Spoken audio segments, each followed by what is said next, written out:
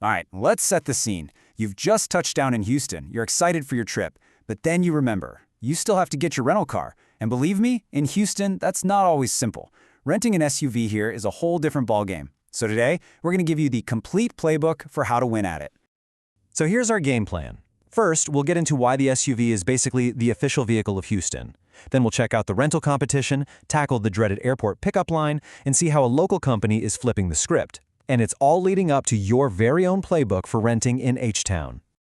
Okay, first things first, let's get to the heart of it. In a city built on the scale of Houston, driving an SUV isn't really a luxury, it's just functional. It's practically a necessity. So why is the SUV the absolute, undisputed king of the road here? I mean, what's the deal? Well, it's not just one thing. It's this perfect storm of industry, geography, and just how the city's laid out that makes an SUV the go-to choice. Let's dig in. It really boils down to three big things. First, you've got the energy industry. Corporate travelers fly in and they need tough, professional-looking vehicles that can handle a trip out to a refinery. Second, Houston is the gateway to the Gulf Coast. That means families coming for vacation, and they need room for everybody and all their stuff. And finally, the big one, the city itself. It's huge, it's spread out, and public transport isn't really a thing. You live on the highway here, so you need something comfortable and safe for those long drives. Okay, so since everyone and their brother wants an SUV, what does that do to the rental market? Well, it creates this massive, super competitive battleground. You've got the global giants slugging it out with the smaller local players. And just look at this price range. It is absolutely wild. I mean, you can find a compact SUV for less than 20 bucks a day, or you can rent a Lamborghini for what a plane ticket to Italy costs. It just goes to show you the huge variety of people coming to Houston. From families on a budget to high rollers closing big deals. The market has something for everyone.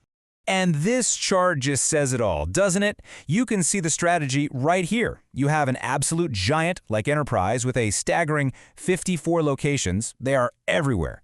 And then you have a niche player like Six with just 5 spots focused on very specific areas.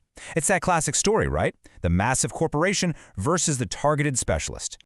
All right, so you did your research, you booked your SUV, you finally land. Now you just got to go pick it up. Easy, right? Well, for a lot of folks, this is where the real headache begins. We're about to dive into the wait time crisis at Houston's airports. And hey, don't just take my word for it. This is a real review from a traveler at IAH, 100 people long. Can you even imagine?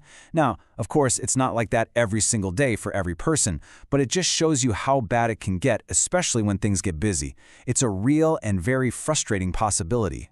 And here's why it can turn into such an ordeal. It's what we call the airport rental gauntlet. It's not one single wait, it's a whole series of them. First, you have to navigate the airport to find the right shuttle door. Then you wait for the shuttle itself, which can take a while. Then you ride the shuttle to some off-site center, and only then do you finally get in line for the counter. Each step just adds another layer of time and stress before your vacation even starts. But you know what? All of that frustration, all of that waiting, it creates an opportunity for someone to come along and do things better. And that airport logjam is exactly the problem that a totally different kind of rental service is built to solve. Enter the concierge model. So to see how this works, we're going to look at a local company called Houston SUV Rentals. They popped up in 2020, and their whole strategy is based on competing differently. Instead of trying to be the biggest, they focused on solving the biggest problems with a traditional rental experience. So what's their secret? Well, a big part of it is just location, location, location. By setting up shop in Northwest Houston, they're perfectly positioned to get to IAH Airport and downtown pretty quickly. And you know what that lets them do? It lets them bring the car directly to you. It means you can completely skip the whole shuttle bus nightmare. And this right here, this is a huge deal. They're available 24/7. So many of those big rental offices, if they're not at the airport, they keep regular 9 to 5 or maybe 8 to 6 business hours. If you're landing on a late-night flight or you have a crack of dawn departure, you're out of luck. Having a round-the-clock option is an absolute game changer. Okay, so we've covered a lot of ground. What does it all mean for you and your next trip? Well, let's boil it all down into your personal Houston rental playbook. 4 key things to remember that will make your trip a whole lot smoother. Here it is, your checklist. Number 1 is simple. Book in advance. You'll probably save money and you'll know you have a car waiting. Number 2, if you can swing it, come in January. It's the cheapest month.